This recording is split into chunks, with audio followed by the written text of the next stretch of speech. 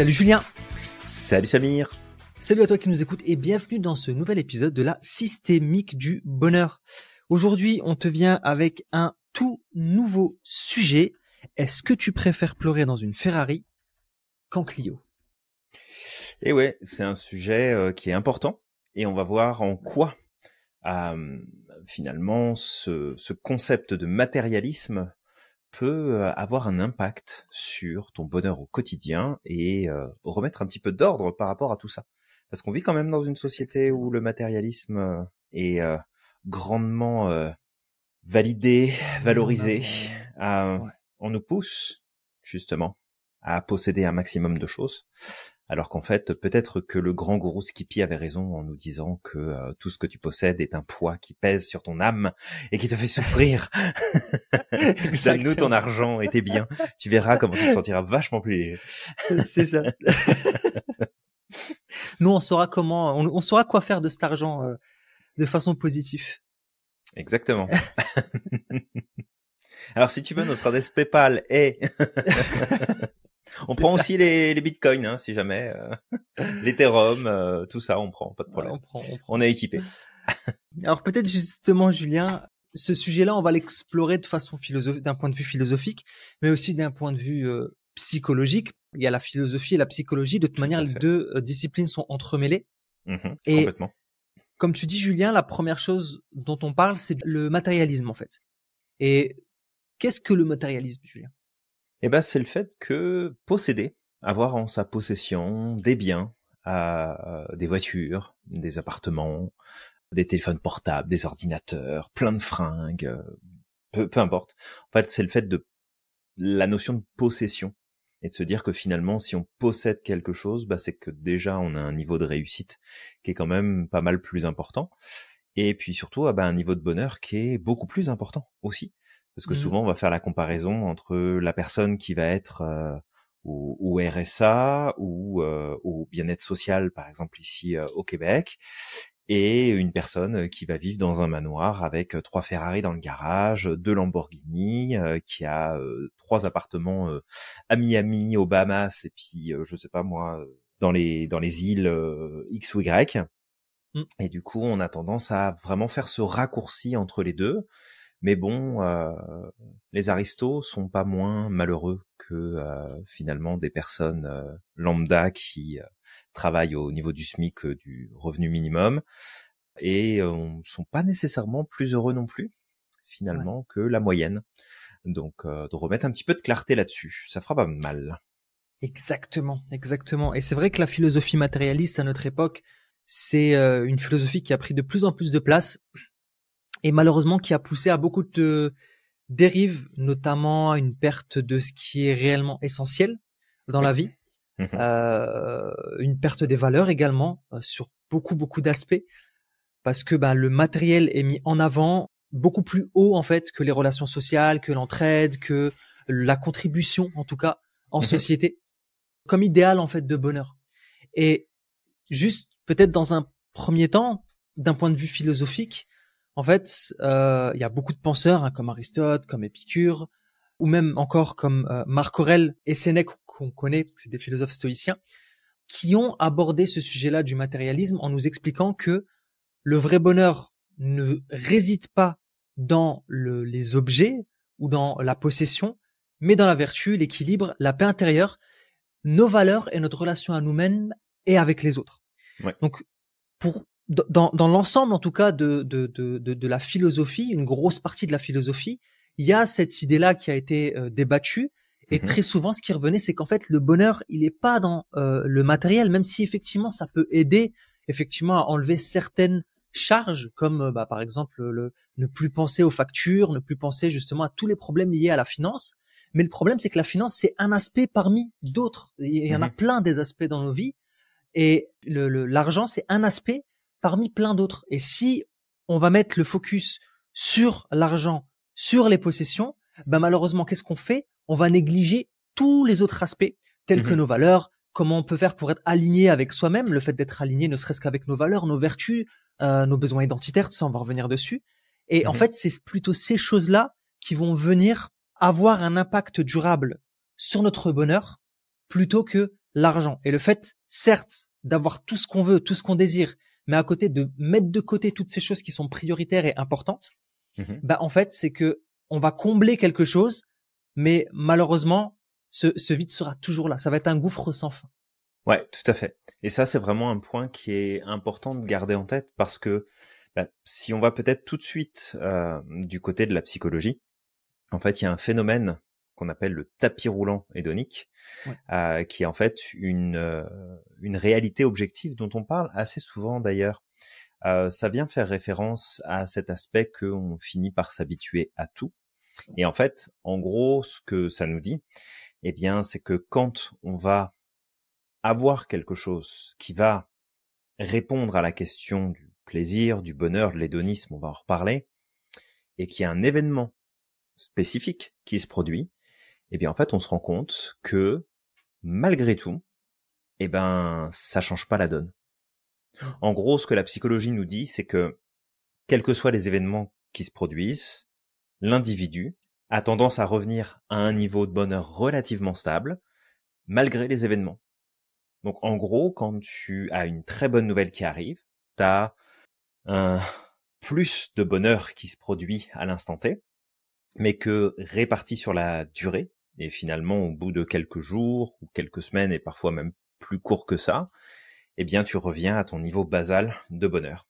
Et ce niveau basal de bonheur, il est en lien avec ton équilibre et ton alignement avec tes valeurs, tes besoins, tes forces, tes caractéristiques personnelles et finalement les habitudes que tu entretiens dans le quotidien. Et donc, en clair, ce que c'est en train de nous dire, c'est que si demain tu gagnes au loto, c'est cool, ça va t'apporter une bonne dose de bonheur. Ce bonheur-là va s'estomper assez rapidement pour laisser place, très probablement, à un bonheur qui va être plus de l'ordre de la consommation. Parce qu'à ce moment-là, tu vas pouvoir dépenser, t'acheter plein de trucs, etc. Donc en fait, c'est pas vraiment du bonheur, c'est juste de l'activation en masse de ton système dopaminergique et de récompense. Et à un moment donné, en fait, tu vas te retrouver en mode, je peux m'acheter ça, je peux m'offrir ça, je peux partir là. Mais finalement, est-ce que je suis plus heureux pour autant? Eh ben, la réponse va être probablement non. Alors après, on va peut-être mettre de la nuance aussi, dans le sens où c'est plus facile de gérer des problèmes quand t'as plusieurs millions sur le compte que quand t'as 10 balles pour finir la fin de ton mois. C'est évident que c'est pas du tout le même niveau, mais sans nécessairement partir sur les extrêmes, toutes les études en psychologie nous démontrent que de toute façon, on revient à notre niveau basal de bonheur qui, lui, prend appui sur des éléments beaucoup plus profonds tels que ceux que t'évoquais Samir, où finalement nos valeurs sont mises de côté, nos besoins on les écoute plus vraiment parce que c'est la société de consommation qui nous indique ce qu'on doit faire, ce qu'on doit pas faire, et finalement on se perd dans notre identité et on passe d'un sujet à l'autre et qu'on surconsomme tout un tas de choses, que ce soit de l'information, du matériel, de la bouffe, du sucre, des drogues, tout ce qu'on veut. Exactement. Pour justement compenser, mais en fait ça ne change rien. Et même dans le cadre des drogues, en fait, c'est problématique puisque ça augmente en plus les risques de troubles mentaux et les risques de dépression dans la plupart des cas. Exactement. Et c'est bien que tu le mentionnes parce que tout à l'heure, on l'a dit, c'est une façon de compenser, en fait. Ouais. Et au même titre qu'une personne va compenser, comme tu dis, avec de la drogue, de l'alcool, peu importe, c'est du sucre, etc. En fait, cette recherche de matérialisme, c'est une façon de compenser un mal-être, de compenser un vide intérieur. Et en fait, ce mécanisme de compensation-là peut être dû à plein de facteurs, mais c'est des stratégies, en fait, qu'on estimerait comme des espèces de raccourcis, en fait, en termes de stratégie, qu'on estimerait comme des stratégies faciles, en fait, d'évitement, de fuite face à des choses à régler. Sauf qu'en fait, le truc, c'est que ça peut être facile de mettre la tête sous terre, pendant un petit moment et d'oublier les problèmes. Sauf que ça n'efface pas les problèmes. Les problèmes restent là et à un moment ou l'autre, ils vont se représenter et on va les recevoir en pleine figure, un peu comme un élastique, qu'on a tendu. Et puis à ce moment-là, il va revenir. Donc c'est juste ça, en fait. C'est juste un mécanisme de compensation qui va peut-être comme ça, là, pendant un petit moment de temps, nous permettre d'oublier, de nous sentir un petit peu mieux. Mais en fait, le problème, c'est que ça va pas effacer la problématique. Et pire encore, c'est qu'au plus le temps passe, au plus la problématique, elle va prendre du poids. Et au plus, à chaque fois qu'on va redescendre de ce niveau de bonheur-là, qui est très éphémère, au plus, ça va être difficile à vivre, en fait. Donc, c'est ça qui est important à garder. C'est que vraiment, on dit pas que l'argent, ça facilite pas la vie. On dit pas que l'argent, ça peut pas apporter une certaine légèreté dans nos vies. Donc, ça peut être en lien avec le bonheur, bien sûr. Mais, en fait, c'est une question d'équilibre. Si tu bases tout sur le matérialisme, tout sur l'argent, tu vas très vite te rendre compte que non, en fait, ça va pas effacer tes problèmes. Ça effacera rien du tout. Et d'ailleurs, on peut le voir, hein, Julien. Mais regarde le nombre d'acteurs, le nombre de personnes qui sont hyper riches, en fait, et qui finissent à un moment ou l'autre, par se suicider, par qui sont dans des états dépressifs. Ouais, tout à fait. Ouais, complètement. Et tu vois, j'ai même envie de faire un peu l'avocat du diable et puis d'aller de l'autre côté, mais c'est parce que c'est important de voir aussi que l'autre côté de la balance, c'est pas mieux. Parce que, imaginons que tu mises tout sur uniquement ton bonheur intérieur, ce qui est une excellente chose, et ce qui va te permettre d'avoir un niveau de réalisation personnelle qui sera probablement plus élevé que la moyenne, et tu auras un niveau, si tu veux, de stabilité et d'équilibre intérieur qui sera très positif. Mais le fait est que ça pourra pas payer tes factures, ça pourra pas payer tes frais de santé, ça pourra pas payer ce que tu vas manger dans ton frigo, ça va pas te permettre en fait de t'intégrer dans la société, et l'intégration dans un milieu social et l'interaction avec les autres individus qui sont autour de toi, c'est essentiel pour ton équilibre psychologique et émotionnel. Donc, tout miser sur ton dev perso en disant mais de toute façon ça c'est pas important, ce qui est important c'est de méditer, c'est d'aller ceci, c'est d'aller cela, et que tu ne mises que là-dessus, en fait, tu vas te faire rattraper par la réalité à un moment donné. Parce que, à moins que tu fasses partie d'un collectif et que ce collectif subvienne à tous tes besoins de base et couvre, en fait, tout ce que ça va impliquer en termes de soins de santé, en termes d'alimentation, en termes d'hygiène, en termes de sécurité, en termes d'habitation, en fait, à un moment donné, non, ça marche pas. Parce que sinon, ça voudrait dire que le modèle de la secte de base, qui est en fait de te déposséder de tous tes biens matériels, puisque ça fait pas le bonheur, techniquement, tu devrais être bien, puisque on t'offre la possibilité de juste te concentrer sur toi, puis répondre à des demandes spécifiques du courant que tu suis, et tout le reste, c'est pris en charge pour toi, globalement. Même si c'est pas le cas. Mais si tu veux, c'est important de faire le comparatif aussi, de pas juste se dire ouais les capitalistes c'est des gros, voilà, je finirai pas le mot, mais non, ça marche pas comme ça. Il y a une vision d'un côté, il y a une vision de l'autre. Souvent on les met en concurrence en disant ça c'est mieux puis ça c'est moins bien. Mais je veux dire, si Socrate a eu le temps de réfléchir à ce qu'il réfléchissait à ce moment-là, c'est parce qu'il avait un minimum de thunes. On s'entend que s'il avait rien à bouffer et que il était dans le besoin, il aurait eu d'autres, je pense, choses à régler, et qu'il aurait probablement pas établi tout ce cursus de pensée, de logique, de développement, de réflexion. Donc à un moment donné, c'est aussi d'être cohérent. C'est de dire que d'un côté, c'est chouette parce que ça vient t'apporter une stabilité, ça vient te nourrir intérieurement et t'en as besoin pour prendre correctement ta place. Mais que de l'autre, t'as aussi besoin d'être connecté au monde qui t'entoure, et t'as aussi besoin, en fait, de pouvoir accéder à ce que le monde t'offre autour de toi. Et pour autant, t'es pas obligé de faire tes courses sur Shein, t'es pas obligé d'aller dépenser ton fric tous les mois pour t'acheter des fringues dont t'as pas besoin, t'es pas obligé de changer tous les 6 mois ton téléphone, t'es pas obligé de t'acheter la dernière bagnole qui est sortie et de revendre la tienne qui a même pas 2 ans et qui roule encore très bien. Après, c'est des choix. Chacun fait ce qu'il veut. Ouais. Mais c'est vraiment essayer de comprendre que non seulement ça fera pas ton bonheur, puis ça peut éventuellement te mettre dans un cercle vicieux qui va faire que, en fait, ça sera jamais suffisant. T'en voudras toujours plus, t'en voudras toujours encore, tu voudras toujours aller plus loin, ce qui peut être problématique. Et puis, voilà, trouver un équilibre entre les deux. Parce qu'il y a rien qui t'empêche d'être philosophe et d'avoir de la thune sur ton compte en banque. Exactement. C'est pas incompatible. Ouais. Totalement. Moi, c'est comme ça que je vois l'argent. Hein. C'est mon point de vue. Hein. Je pense qu'on peut être heureux sans. D'accord. Je pense qu'on peut être heureux sans, et ça dépend à chacun, parce que chacun a ses propres priorités dans la vie. Après, encore une fois, ça dépend. Enfin, quand je dis 100, bien sûr, il faut un minimum d'argent parce que si tu payes pas les factures, on peut être d'accord que si tu traînes dans les rues, là, c'est pas terrible. Mais voilà, je pense peut pas être que tu compliqué. serais heureux en dormant sous l'abribus, tu vois. Tu sais, où on dit Ouais. effectivement l'argent fait pas le bonheur, mais en manquer peut être une source de problèmes très important. Et Ouais, que c'est oui, ça. t'as pas besoin d'argent pour être heureux parce que l'argent n'achètera pas ton bonheur. Mais ça veut pas dire que t'as pas Exact. besoin d'argent, c'est contextuel. L'argent C'est ça. n'achètera pas ton bonheur. Ça oui, C'est ok. ça. L'argent Mais n'achètera l'argent, pas t'en ton as bonheur. besoin. Ouais, T'en as l'argent, on en a besoin. besoin, D'une manière effectivement. ou d'une autre, t'en as besoin. Et si c'est pas l'argent en tant que tel parce que t'es contre le système bancaire ou je ne sais quoi, bah de toute façon, t'as besoin d'une monnaie d'échange. Tu vas pas aller voir quelqu'un en disant, bah tiens, regarde, j'aimerais bien avoir les carottes qui sont dans ton jardin, mais j'ai rien à te donner en échange. T'as Exactement. forcément un échange de valeurs qui se fait. L'argent a été inventé pour qu'il y ait une valeur unique qui soit transposable dans tous les milieux et qui ait aussi un contrôle de ce qui se fait comme échange. Bon, d'accord. C'est ça. Mais c'est de comprendre que de toute façon, il y aura quoi qu'il arrive des échanges de valeurs. Donc, mets-toi au clair avec ça et comprends que t'en as besoin quoi qu'il arrive. C'est ça. Exactement.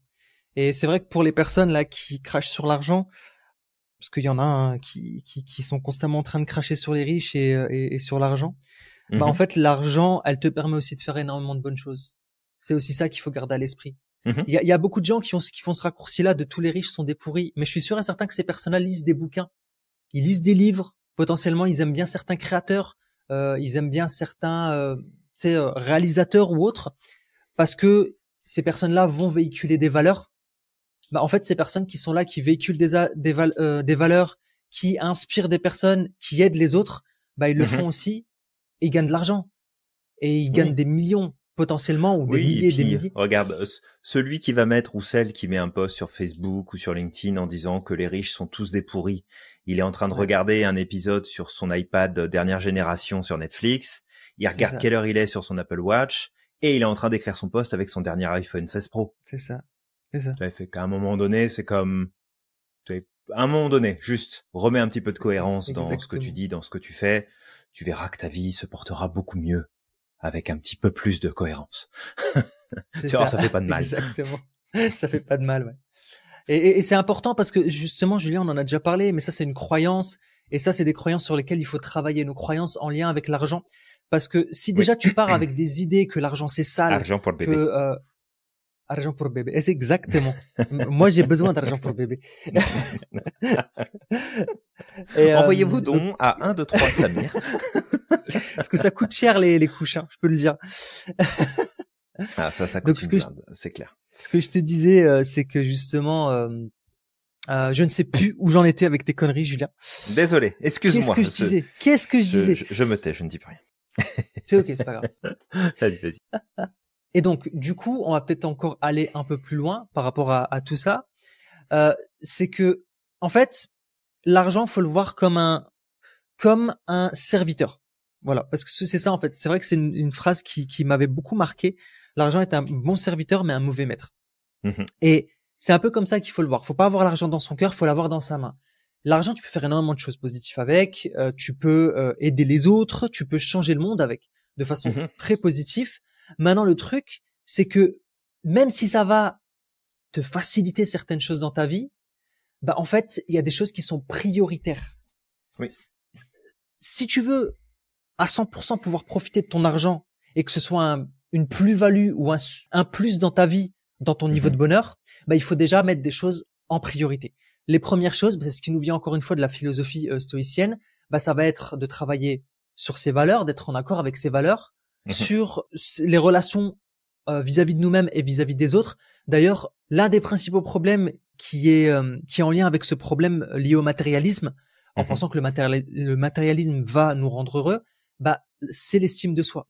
Les personnes qui se sentent insuffisantes ou qui ont un problème d'estime de soi ou qui vont douter d'eux et de leurs valeurs personnelles vont avoir tendance à rechercher des possessions matérielles pour mhm. obtenir une validation sociale. L'objectif, c'est pas d'avoir plus d'argent, c'est juste de montrer aux autres que, ben, en fait, on a plus d'argent, on a plus de possessions, on a des vêtements de marque, juste pour dire, bah, écoutez, voilà, regardez, moi, j'ai mieux réussi que vous. Comme un Ouais. symbole de réussite. C'est un peu comme si on le mettait comme ça, symbole de réussite. Mais c'est une compensation. C'est juste pour montrer aux autres que, Mhm. mais dans les faits, c'est pas le cas.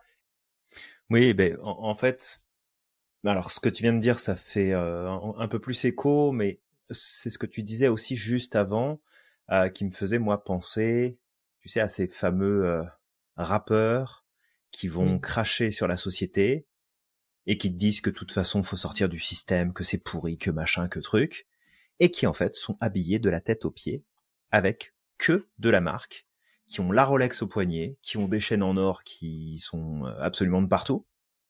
Et c'est ce côté aussi qui peut être hyper hyper anxiogène parce que bah en fait t'as un modèle qui te dit un truc, qui t'en montre un autre, et toi faut que tu trouves ta place dans tout ça. On te fait croire que c'est la consommation qui va faire que tu vas te sentir beaucoup mieux et beaucoup plus épanoui. Attention, on n'est pas en train de dire ici qu'on va cautionner peut-être ce côté-là ou un autre qui va être à l'opposé, où il faut de la décroissance de partout, et il faut tout arrêter, et il faut revenir à l'âge de pierre. Non, on n'est pas en train de dire qu'un côté est mieux que l'autre, mais plus de comprendre que, en fait, ce levier-là, ça peut être un levier multiplicateur de beaucoup de choses, mais si la base essentielle, elle est pas là, ça ne sert à rien. Parce que avoir plus de possession, avoir plus de fric, ne te rendra pas plus heureux pour autant. Si ton niveau de bonheur est pas existant au départ, dans ce cas-là, ça sera pas le chemin qui va te permettre justement de démultiplier. Maintenant, si ton niveau de bonheur est déjà en place et stabilisé, mais que tu peux démultiplier grâce à l'argent, les moments que tu partages avec ta famille, les voyages que tu peux faire parce que ça te passionne, le fait de prendre en charge des choses pour aider les autres, de contribuer dans une assoce ou dans une fondation, ou simplement à travers une entreprise que tu montes qui a une visée sociale, pour faire évoluer la société, pour faire évoluer le monde, pour améliorer la situation du monde. Bah, là, tu as besoin d'argent pour faire tout ça. Et là, c'est un multiplicateur, parce que tu as déjà la source au départ. Mais si jamais tu as toujours une famille qui était dysfonctionnelle, t'arrives pas à te faire des amis, tu sais pas communiquer, tu sais pas qui t'es, tu connais pas tes valeurs et tes besoins, tu te respectes pas, tu te comprends pas. Qu'est-ce que tu veux faire avec de l'argent, en fait? À part devenir un gros con, parce qu'il n'y a pas d'autre mot, qui va acheter tout le temps, qui va être désagréable, qui va penser que l'argent peut tout régler. Moi, je me revois être à la table d'un restaurant avec des personnes que je ne connaissais pas, mais c'était une rencontre qui se faisait, des groupes qui se retrouvaient, et je me revois ce mec en face de moi, quasiment en face, qui, en fait, appelle le serveur en claquant des doigts, en mode « Hep, toi, je t'ai demandé de me ramener un truc, tu te dépêches, tu me le ramènes tout de suite. » Et genre, je te donne un billet parce que t'as répondu à ma demande immédiate. Moi, ça me donne juste envie de vomir, ce genre de comportement. Ouais. Et je suis vraiment pas convaincu que tu sois franchement plus heureux que la personne qui a certainement moins de moyens que toi, mais qui va avoir un rapport beaucoup plus prononcé avec ses valeurs, avec son identité, avec ce qui est important pour elle, et qui va vivre à travers ça.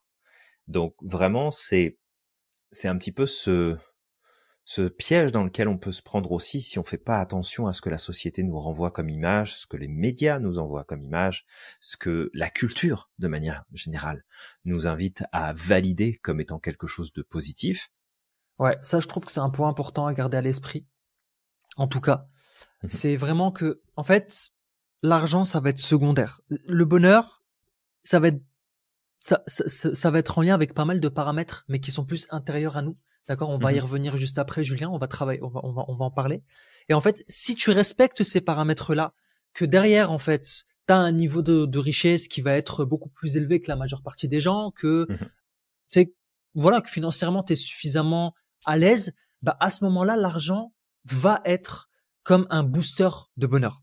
Dans le cas contraire, si effectivement ces bases-là ne sont pas respectées, bah, en fait, l'argent pourrait même devenir un poison pour toi.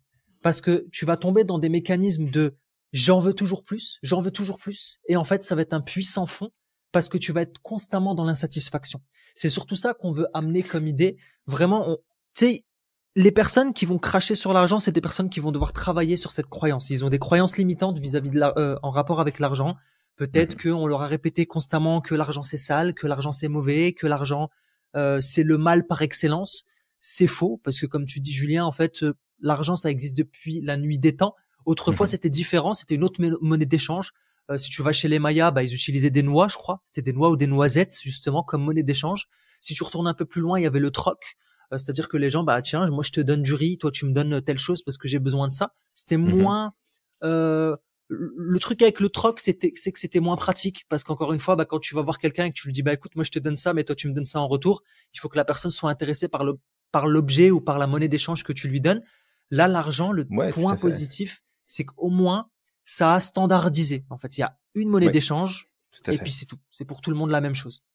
Ouais. Donc moi je trouve que l'argent crée même plus de justice que le troc. C'est mon opinion, d'accord? Peut-être que j'ai tort, peut-être que c'est un manque de connaissance aussi, mais je trouve que ça a au moins cette tendance de standardiser les choses. Mhm. En tout cas pour tout le monde. Tout le monde peut utiliser la même monnaie d'échange. Donc ça c'était pour ce qui était de l'argent.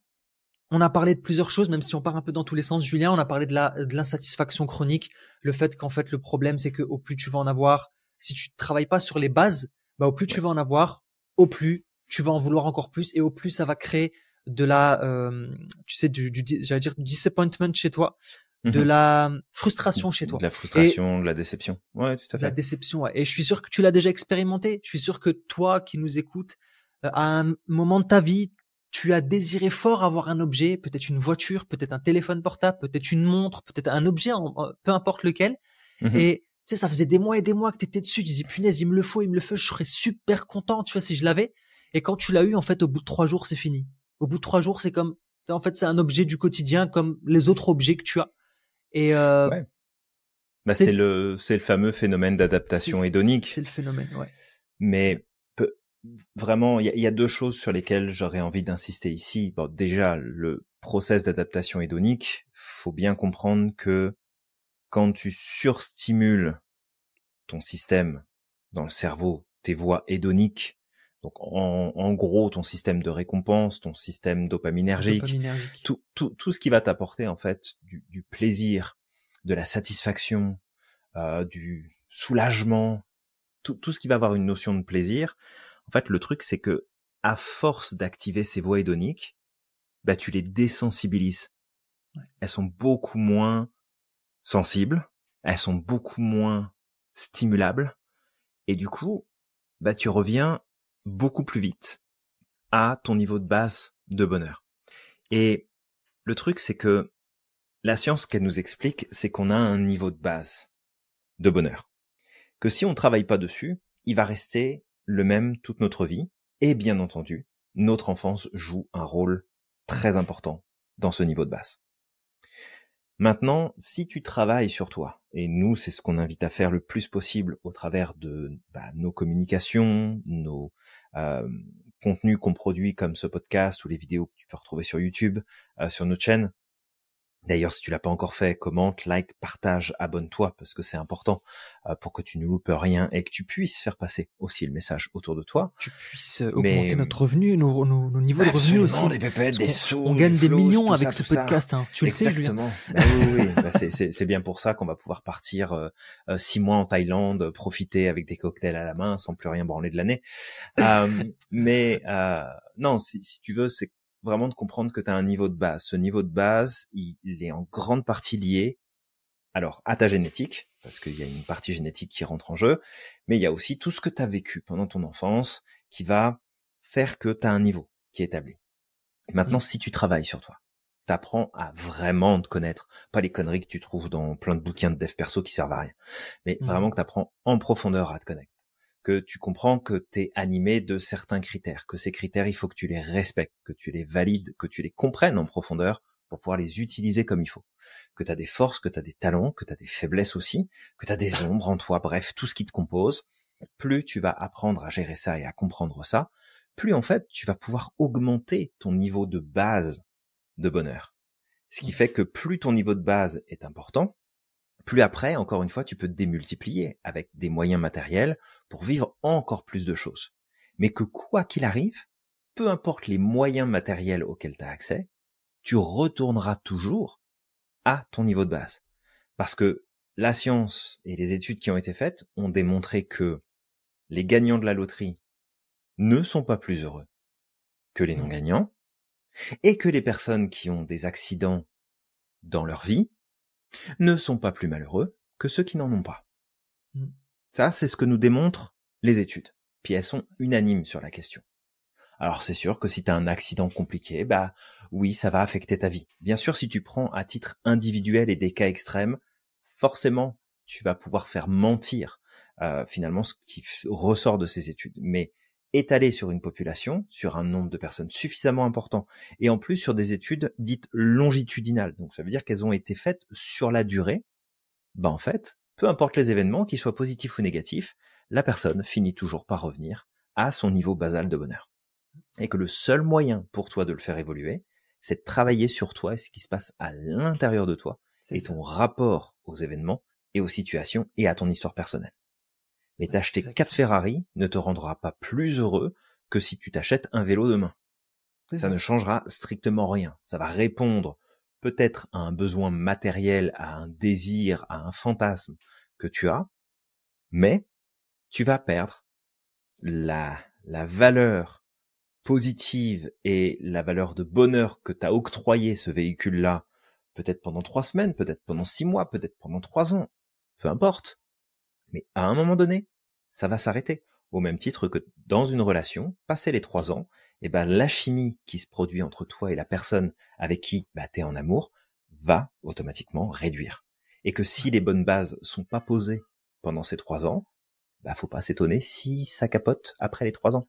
C'est pas parce que c'est un chiffre fatidique, c'est juste parce que ton système va finir par s'habituer. Et ce qui t'apportait du bonheur finalement de surface, parce que t'as plein de trucs qui étaient stimulés, et au bout de 3 ans, ça le sera plus. Donc si les bases sont pas bonnes, tu reviendras au point de départ. Exactement. Ouais, ça c'est un bon point que tu amènes. D'ailleurs, moi, tu sais, quand je parle justement de l'amour, je dis souvent que justement l'amour, c'est comme un enfant. Tu sais, au début, c'est un peu impulsif. Tu sais, ça court partout, ça a beaucoup d'énergie. C'est étonné pour rien en fait. Et c'est vrai que c'est un peu gaga au début. Tu sais, quand tu t'attaches à quelqu'un pour la première fois, tu viens de tomber en amour. C'est très gaga. T'es là, tu trouves des similitudes partout. Et le truc, c'est qu'en fait, avec le temps, comme tu dis, Julien, le truc, c'est que ce côté gaga là, ce côté un peu impulsif, il va s'estomper. Et en fait, techniquement, ça laisse place à un amour qui va être beaucoup plus mature. Mais comme tu l'as dit, si tu as pris le temps de travailler sur les bases, et ces bases-là, c'est pas l'extérieur, c'est pas l'autre. Ces bases-là, c'est toi-même, en fait. Parce que c'est ça, c'est qu'il y a beaucoup de gens, au bout de 3 ans, ils se retrouvent face à eux-mêmes. Tu sais, ils se retrouvent face à leurs difficultés, leurs problématiques qui ont toujours été là, mais qui ont été mis de côté parce que pendant ce temps-là, ils étaient sur la lune. Et à partir du moment où, en fait, comme tu dis, tout ça s'estompe, en fait, ils se retrouvent face à des problèmes desquels ils se sont comme, tu sais, ils ont mis la tête sous la terre, ils les ont pas vus pendant un certain temps.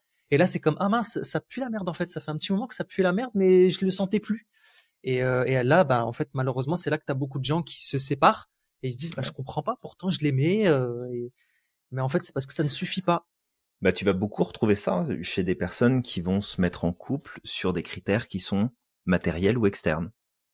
Donc le poids de la personne, le physique de la personne, le travail de la personne, les revenus de la personne. Et qui en fait, oui, peut-être que pendant 3 ans, 4 ans, 5 ans, peut-être que tu vas étirer un petit peu le truc, mais normalement c'est 3 ans, point de vue biochimique là, ce qui ressort. Mais à un moment donné, ça fonctionnera plus. Alors finalement, pourquoi est-ce que tu vas te mettre avec une personne, imaginons que tes critères, ce soient des critères exclusivement physiques.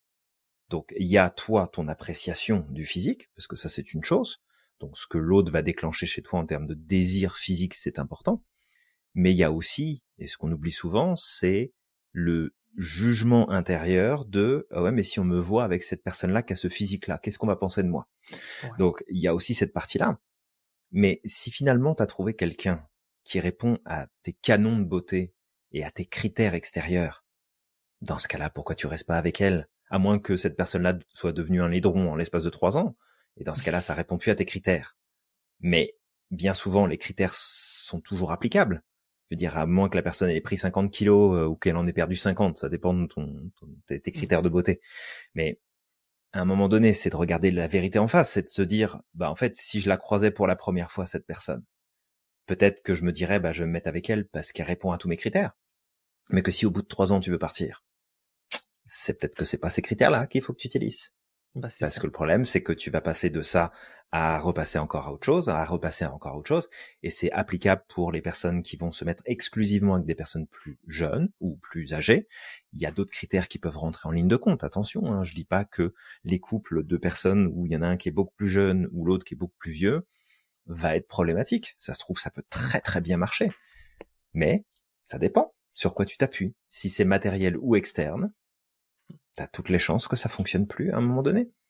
Ouais, c'est ça. Non, je me rappelle quand j'étais un peu plus jeune, des fois, j'entendais de la bouche de certaines filles, oh, moi, je veux pas quelqu'un qui porte des lunettes, etc. Moi, je me sentais un peu vexé, tu sais, je me disais, punaise, moi, je porte des lunettes, ça veut dire quoi, ça? Ça veut dire, T'as aucune chance, et, Samir. c'est ça. Très bien. Je suis tombé sur la meilleure. Elle a trouvé chaussure à son pied, je trouvais chaussure à mon pied. Mais tu sais, c'était vraiment vexant. Et c'est juste pour dire qu'en fait, à ce moment-là, bah, il y a une partie des personnes que j'avais vues qui réfléchissaient comme ça, qui encore aujourd'hui, ben, ont du mal à se mettre en couple durablement. Et tu te Mhm. rends compte qu'en fait, le problème, c'est pas ça. Le problème, c'est pas les lunettes ou c'est pas le critère physique. Le problème, c'est toi, en fait. C'est que toi, justement, il y a des choses sur lesquelles tu dois travailler au même titre que l'argent, au même titre qu'aujourd'hui, si tu te dis, bah, en fait, je peux pas être heureux sans, encore une fois, si j'ai pas une tonne d'argent dans mon compte en banque, c'est Mhm. peut-être parce que déjà dès le départ, il y a des choses à régler. D'accord? Ouais. Et on l'a répété, hein, Julien. Mais Mhm. peut-être là de donner ces critères-là. Sur quoi il faudrait travailler, tu sais, au niveau de la base, justement, pour pouvoir apprécier les choses extérieures. Et ce podcast ne se limite pas qu'à l'argent. Il se limite vraiment à toute chose. C'est vraiment À cette toute idée forme que de le bien bonheur matériel. soit à l'extérieur. C'est ça. Mhm. Et C'est ça. puis tout ce qui est à l'extérieur de manière générale. Tout ce qui est à Alors l'extérieur. attention, on n'est pas en train de te dire qu'il faut t'habiller comme un sac, de ne pas Bien respecter ton sûr. image personnelle, ne pas prendre soin de toi, faire tout et n'importe quoi. C'est absolument pas ce qu'on est en train de dire. Mais Exactement. juste de vraiment comprendre que c'est pas là que tu vas trouver ton bonheur, c'est pas là que tu vas trouver ta joie. Bien sûr que ça t'apporte du positif, mais de Mm. façon très spontanée et très localisée dans le temps. C'est ça. Et tu reviendras, quoi qu'il arrive, à ton niveau de bonheur basal. Quoi qu'il arrive. Exactement. Donc si ton C'est ça. niveau de bonheur de départ, il est merdique, bah ça changera rien. Alors après, le titre de cet épisode de podcast, c'est est-ce que tu préfères pleurer dans une Ferrari ou dans une Clio? Si tu peux pleurer dans une Ferrari, fais-le. Tu seras toujours plus confortable probablement que de pleurer dans une Clio. Mais c'est pas le fait d'avoir une Ferrari qui va te rendre plus heureux. Et C'est c'est ça. pas le fait d'avoir une Clio qui va te rendre plus triste. En fait, Ouais. ça n'a C'est aucun ça. rapport. C'est exactement Zéro ça. rapport. Zéro rapport. Ouais. Totalement. Alors peut-être le premier truc, justement, Julien, sur lesquels on pourrait amener nos auditeurs à travailler, c'est déjà, on parlait d'estime de soi. L'estime de soi, Mhm. c'est un point important. Parce que Oui. l'image que tu as de toi va influencer justement ton niveau de bonheur. Si aujourd'hui, tu travailles pas sur toi, tu travailles pas sur l'image que tu as de toi, sur l'amour que tu peux avoir aussi vis-à-vis de toi-même, bah en fait, malheureusement, tu auras beau avoir toutes les richesses du monde, même de l'univers, bah Mhm. malheureusement, en fait, tu vas vite te lasser et ta réalité intérieure va finir par te rattraper. Donc ça, c'est l'un des premiers points. Et pour ça, bah, il va falloir que tu travailles sur toi. Il va falloir que tu apprennes à être un peu, tu sais, peut-être de faire un peu plus d'introspection, de travailler sur toi avec quelqu'un si besoin, un coach, un thérapeute, peu importe. Mais s'il y a des choses à régler à l'intérieur de toi par rapport à ton estime de soi, bah, en fait, ça va être vraiment ta grande priorité. Mhm. Si tu le fais pas, tu vas passer à côté du bonheur, malheureusement, et de ton propre bonheur. Et ça, c'est un point qui revient très souvent. C'est universel. L'estime de soi est reliée au bonheur. Il n'y a pas d'estime de soi, peu importe ce que tu as dans ta vie, malheureusement, bah, ça va venir t'impacter au niveau de ton bonheur. Ouais, complètement. Le point, moi, que je t'inviterais à travailler et à avoir beaucoup plus en conscience, c'est tes valeurs et tes besoins. Ouais, Ça, valeur et c'est besoin. essentiel que tu comprennes que tu as des critères en toi qui te guident sans que tu aies besoin de réfléchir, qui t'aident à prendre des décisions, qui te font prendre une direction particulière. Il faut que tu sois au clair avec tes valeurs et tes besoins. Donc tes valeurs passent des tests si tu veux. Nous, on privilégie un test en particulier qui s'appelle le test des valeurs de Shalom Schwartz, qui est un super test que tu peux trouver gratuitement sur Internet si jamais ça t'intéresse. Après, sur tout ce qui est l'analyse de tes résultats, la lecture, la compréhension, bon, bah, là, si t'as pas les informations, c'est mieux d'être accompagné sur ce sujet. Et si tu as besoin, bah, sache qu'on a des super coachs qui sont issus de l'Institut, qui se feront un plaisir de pouvoir t'accompagner sur ces sujets, mais aussi sur tout un tas d'autres. Donc, ces éléments-là de valeur et de besoin, en fait, c'est des clés qui sont tellement essentielles sur lesquels on devrait normalement travailler dès notre plus tendre enfance pour comprendre qu'en fait, ça nous guide sans qu'on en ait conscience et que quand c'est pas validé, eh ben, ça nous joue des tours. Quand c'est validé, parfois, c'est pas toujours de la bonne façon. Donc, de pouvoir corriger aussi les trajectoires qu'on prend pour aller dans la meilleure direction et que le système tend, quoi qu'il arrive, à revenir à son état de base. Donc, si l'état de base, il est merdique, ben, ça veut simplement dire que pendant toute ta vie, il va falloir que tu sois vigilant ou vigilante à travailler, à mettre en place des process et des stratégies qui vont assurer de te maintenir en fait dans une progression constante vers du bonheur plus stable, des éléments qui t'apportent du positif, des éléments qui te sécurisent, qui te permettent d'aller de l'avant, de grandir, donc un environnement qui est positif, des connexions sociales et affectives qui sont enrichissantes et positives, d'avoir des activités qui viennent nourrir tes valeurs, tes besoins, etc. Si jamais tu as la chance, comme beaucoup, heureusement, mais il y en a plein d'autres qui n'ont pas cette chance-là, d'avoir un niveau de base qui est déjà élevé, parce que tu as une super enfance, parce que tu as été encadré, parce qu'on t'a apporté du soutien, parce qu'on t'a donné de la reconnaissance, on a nourri ton estime de toi, on a renforcé ta confiance, bon bah tout ça, ça va naturellement augmenter ton niveau de base. Mais ça veut pas dire qu'il faut pas que tu bosses. Ça veut juste dire que si tu fais rien, malgré les événements de ta vie, les bons comme les mauvais, tu vas revenir à ce niveau-là. Ton système va avoir tendance à revenir à ce niveau-là, naturellement, quoi que tu fasses. Donc, je pense que ça, c'est une notion qui est importante à garder en tête. C'est quoi qu'il arrive là, c'est un peu comme un pendule, que tu ailles d'un côté ou de l'autre, tu vas revenir au centre. Maintenant, tu peux déplacer ce centre-là pour faire en sorte qu'il soit du côté le plus positif possible. Et là, pour le coup, bah, je n'ai d'autre choix, encore une fois, Samir, que de faire référence à la sophro, qui travaille grandement là-dessus aussi. Parce que la sophro permet de faire évoluer la conscience de façon à ce que tu puisses t'éloigner le plus possible, finalement, de l'aspect négatif, de tous les troubles qui peuvent être là dans l'ombre en train de te scruter pour voir si à un moment donné t'es sur le point de tomber pour te tomber dessus, hein, finalement. Bah, la sophro te permet de renforcer tes états de conscience pour que tu sois le plus possible du bon côté de la balance. Mais c'est toujours pareil, c'est un travail, c'est un entraînement, c'est une pratique quotidienne, et c'est ça qui te permet justement d'augmenter ton niveau de bonheur sans passer par le matérialisme, justement. Ouais, exact. Super point pour la sophro. C'est vrai qu'on en avait parlé tout à l'heure. Peut-être un autre point que je voulais amener qui va être en lien avec les valeurs et les besoins, c'est le besoin de sens. En fait, ça va être important pour toi de trouver du sens dans ta vie, mais aussi dans les actions que tu vas mener. Et si t'as pas de sens, malheureusement, pareil, t'auras beau avoir tout ce que tu désires, t'auras beau avoir... T'auras pas de direction. Voilà, t'auras pas de direction. Vraiment. Et tu vois, il y a plein de gens qui disent, ouais, je serai heureux quand, je serai heureux quand. Et tu vois, en fait, ce je serai heureux quand, en fait, il est infini. Parce qu'à chaque fois que tu obtiens quelque chose, c'est comme je serai heureux quand, je serai heureux quand. Et en fait, ça s'arrête pas. Donc, c'est pour ça que ça va être important de trouver le sens. Quel est le sens que toi, tu veux avoir dans cette vie-là? Quel est le sens que tu veux donner à ta vie? Et on le dit, hein, il y a aussi cette espèce de manque de spiritualité aujourd'hui, le fait que le matérialisme a poussé certaines personnes à s'éloigner de la spiritualité, et on parle pas forcément de religion quand on parle de spiritualité. Non, la religion peut aider, mais il y a des gens aussi qui sont très religieux et qui manquent de spiritualité. Donc vraiment, la spiritualité, elle est malheureusement, avec le matérialisme, on a mis la spiritualité de côté, et c'est pour ça qu'on on se retrouve avec énormément de gens en fait qui sont perdus. En fait, vraiment, c'est des zombies. Ouais. Ouais, ils sont en souffrance, ils vivent leur vie, mais ils savent pas pourquoi, ils savent pas où ils sont, ils se laissent aller. Et d'ailleurs, même les problématiques d'alcool, les problématiques d'addiction, hein, même TikTok et compagnie, les réseaux sociaux viennent de là. C'est que une fois qu'on a fait ce qu'on a à faire dans la journée, on a été au travail, on a fait notre mission là, on rentre à la maison, on n'a plus rien à faire, c'est fini en fait. Et du coup, on va noyer notre chagrin ou notre existence dans quelque chose qui nous permet d'oublier. Et d'ailleurs, la phrase qui revient souvent, c'est on tue le temps. C'est comme si le temps n'était pas la ressource la plus précieuse qu'on avait sur cette terre. On tue le temps. Et pourtant, ouais, on tue le temps. C'est ça. Ouais. Et pourtant. C'est horrible comme expression. J'ai jamais aimé cette expression. Ouais, pareil. Qu'est-ce que tu fais dans la vie pour tuer le temps? Non, en fait, j'essaye de l'utiliser du mieux que je peux. C'est pas toujours ça. Des fois, je me plante royalement sur l'utilisation de mon temps. Mais non, je ne fais rien pour tuer le temps. Mon Dieu, mais c'est terrible. Va dire ça à quelqu'un qui est en phase terminale de cancer ou d'une n'importe quelle maladie. Qui reste 3 semaines à vivre. C'est ça. Ouais. Personne te dira certainement que, bah non, en fait, au contraire, c'est peut-être ça qui me manque. Regarde, si t'en veux pas de ton temps, tu me le donnes, là. Moi, j'aurais des trucs à faire. C'est ça. Non, mais c'est terrible. C'est terrible. Ouais. Comme ceux qui disent, oh, bah, tu sais, moi, je fais ça, ça m'occupe le temps. Ouais.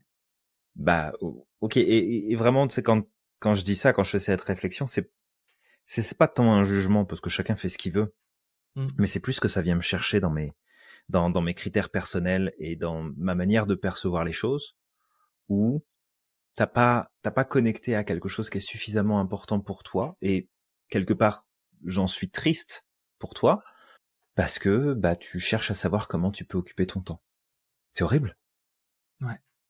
Et peut-être que pour la personne qui vit ça, c'est tout à fait normal, puis ça pose pas de souci. Et là, on est sur une autre problématique et on n'a pas tous les mêmes perceptions et on n'a pas tous le même rapport à la notion de sens, et je le sais, et c'est pas un souci. Mais c'est vrai que c'est le genre de réflexion où c'est comme, je suis pas sûr, en fait, t'as pas l'impression qu'il te manque un truc, là? Ouais. Enfin, j'ai du mal. Personnellement, j'ai du mal. Je le Mais c'est comprends. ok. Je le Chacun comprends. Moi, fait c'est pareil. comme il veut. C'est la même chose.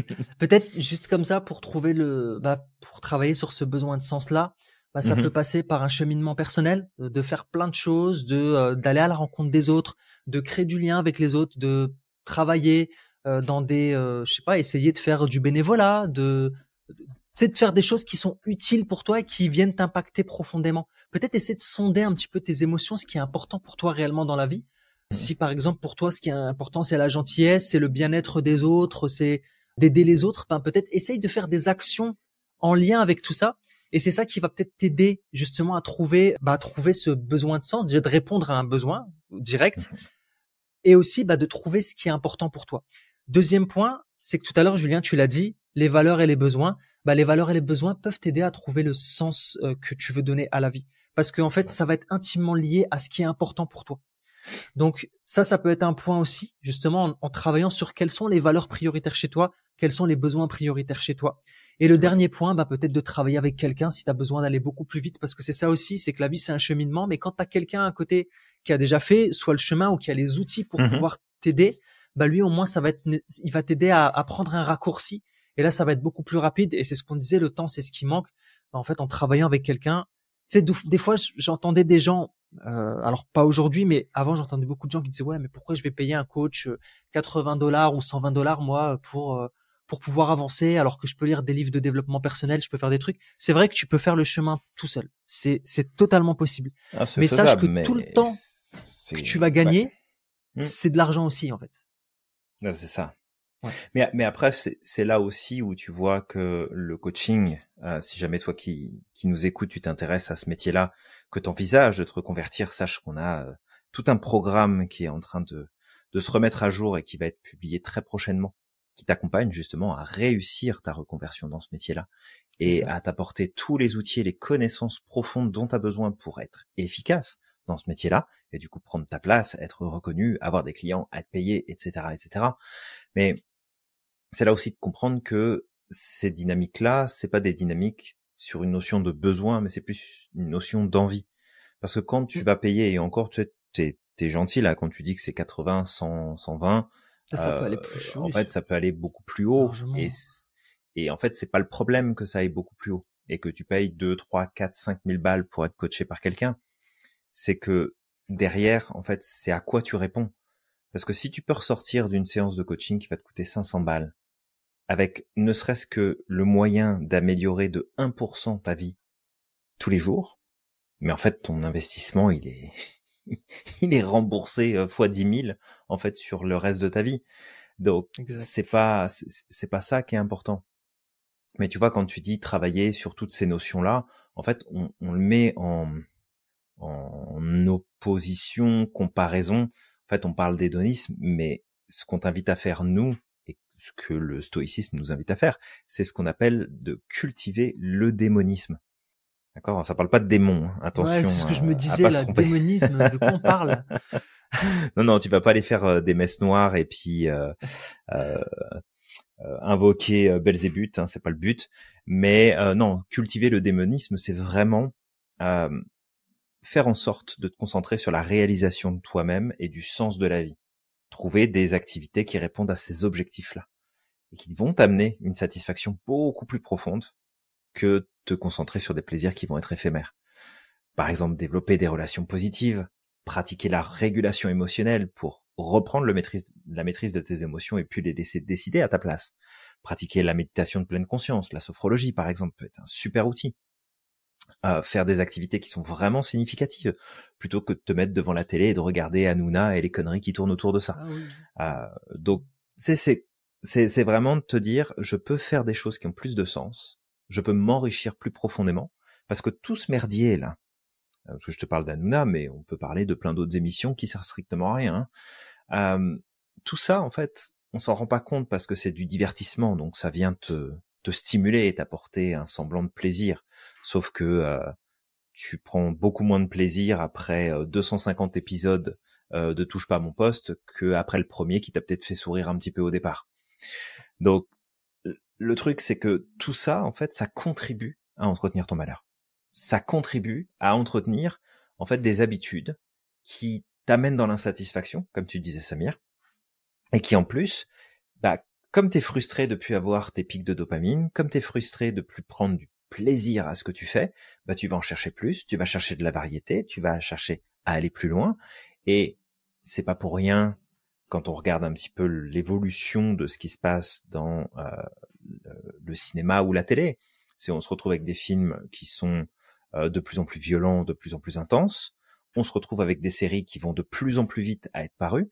On va se retrouver avec des épisodes qui sont de plus en plus courts, des saisons qui sont de plus en plus courtes. En fait, on a tout un changement de paradigme qui se fait, et c'est pas bon. C'est symptomatique, en fait, d'un autre problème qui est beaucoup plus profond dans la société, et tu peux, en fait, sortir de ça si tu fais attention à ce que tu décides de faire, parce que ça t'appartient. Tu sais, il y a personne qui te force la main et d'appuyer sur tel bouton sur ta télécommande le soir pour te mettre devant la télé. T'es pas obligé de le faire. Ouais, exactement. Peut-être le dernier point, Julien, qu'on pourrait ajouter, qui peut être en lien avec la sophro aussi, c'est la gratitude, en fait. Ça va être important d'apprendre à cultiver la gratitude, parce que on oublie très facilement ce qu'on a au quotidien. Tu sais, moi, des fois, là, par exemple, quand je suis fatigué, je peux me plaindre un petit peu. Et là, récemment, je me suis dit, non, mais Samir, stop.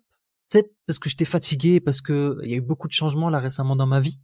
Et j'arrivais pas à m'adapter, en fait. J'arrivais pas à m'adapter, et je regardais beaucoup ce que j'ai perdu, mais pas assez ce que je peux gagner, même si je savais que derrière, il peut y avoir des choses positives, parce que j'apprends, je grandis, et ne serait-ce que professionnellement, c'est une manière de grandir professionnellement différemment, en apprenant à mieux gérer mon temps, par exemple. Tous ces changements qui arrivent là, c'est-à-dire à essayer d'apprendre à mieux planifier mon temps de façon à faire peut-être autant de travail que je faisais avant, mais en moins de temps, alors qu'avant je pouvais passer beaucoup plus de temps. Donc tu sais, j'étais conscient de tout ça, mais j'avais trop mis le focus sur ce qui allait pas, parce qu'il y avait trop de ces changements-là et trop de fatigue cumulée. Et à un moment, je me dis, non, Samir, stop, regarde, essaye de regarder aussi ce qui est cool, en fait. Il y a plein de choses qui sont cool là, ici. Et tu le sais, finalement. Et en fait, de commencer à tenir un journal de gratitude à ce moment-là, et de dire, écoute, regarde, voilà, je fais le point. Effectivement, voilà ce que j'ai aujourd'hui. J'ai une belle santé, j'ai des gens qui m'aiment, j'ai une famille qui est extraordinaire, j'ai l'opportunité d'apprendre, etc. Et aussi de mettre de la gratitude dans ce qui va arriver, dans ce que tu désires dans le futur. Parce que ça fait. En fait, tu sais, aujourd'hui, mettre le focus sur ce que t'as pas, c'est-à-dire que ça prenne trop de place, c'est pas ça qui va t'aider à obtenir ce que tu désires.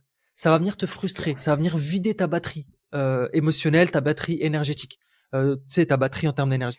Donc, apprends peut-être juste à, tu sais, prendre un peu de recul, apprécier ce que t'as, et potentiellement à ce moment-là, de définir un objectif et de te dire, écoute, au travers de la gratitude, je sais que ça va arriver, je sais pas quand, mais ça va finir par arriver, en fait. Et à ce moment-là, ça va te permettre d'apprécier le chemin vers ce que tu désires. Parce que c'est ça aussi, c'est que des fois on se dit, tant que je l'ai pas, je vais pas apprécier. Et c'est des discussions que j'ai déjà eues avec certains de nos étudiants, c'est tant que je suis pas coach, tant que je suis pas ceci, tant que je gagne pas de temps, en fait, je vais pas apprécier, ça va pas. Et en fait, le truc, c'est que souvent, ce que je répétais, c'est apprécier le chemin aussi, parce que tu verras que le chemin est plus important et même meilleur que le fait d'arriver à ton objectif. Et souvent, en fait, avec le temps, en fait, ils se rendent compte justement que, au final, le chemin était beaucoup plus important, parce que ça leur a permis même parfois de se rendre compte que leur objectif de départ avait changé, que c'était pas réellement ce qu'ils désiraient. Et c'est ça en fait qui va être important. C'est en ça que la gratitude va beaucoup t'aider. Ouais, tout à fait. Et c'est un outil qu'on partage très souvent, de toute façon, dans les podcasts. Tu nous as déjà entendu parler de la gratitude encore et encore, mais c'est pas parce que on est spécialement drogué à ça, même si ça peut être un peu le cas, mais On se la met en intraveineuse, la gratitude. mais c'est que c'est un super outil en fait, qui est tellement puissant et qui peut amener tellement de choses que ça serait tellement dommage en fait de passer à côté. Donc mets ça en application le plus possible. Donc, je pense qu'on a fait le tour. Comme d'habitude, Samir, on pourrait encore amener tout un tas de points, de sujets, tout un tas d'éléments encore autour de ça. Donc on t'invite peut-être, toi aussi qui nous écoutes, à faire tes propres recherches, à aller chercher les informations, à aller voir qu'est-ce qu'on t'a amené, peut-être d'autres choses que tu peux trouver, à peut-être aussi voir des avis et des éléments qui vont venir nuancer ce qu'on a amené. Même si, de manière générale, et je pense que tu le sais, toi qui nous écoutes, on essaye aussi toujours d'avoir un regard nuancé en essayant de mettre les différentes visions, les différentes choses. On essaye d'être les plus cadrés possibles et les plus sérieux possibles dans le partage des informations pour, oui, te donner notre point de vue, oui, te partager des choses, mais aussi t'amener des éléments qui vont être beaucoup plus factuels que simplement notre avis, parce que en fait notre avis on s'en fout, ça nous regarde que nous. Donc c'est aussi pour que tu puisses bâtir ta propre opinion sur la question et voir les choses sous un angle différent.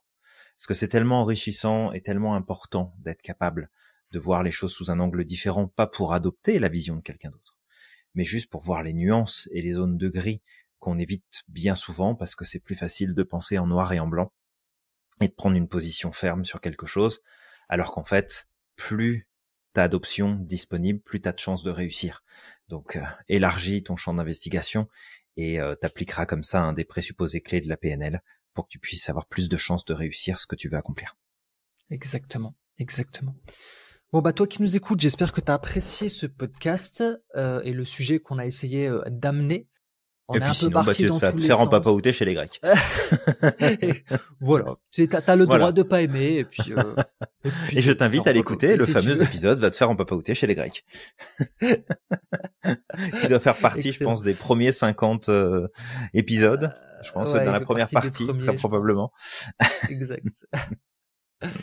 Donc voilà, sinon on va t'inviter à liker, commenter, partager ce podcast si tu as apprécié.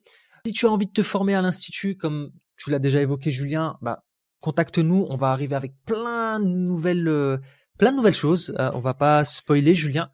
Non, on va en reparler, mais il y a du lourd qui s'en vient.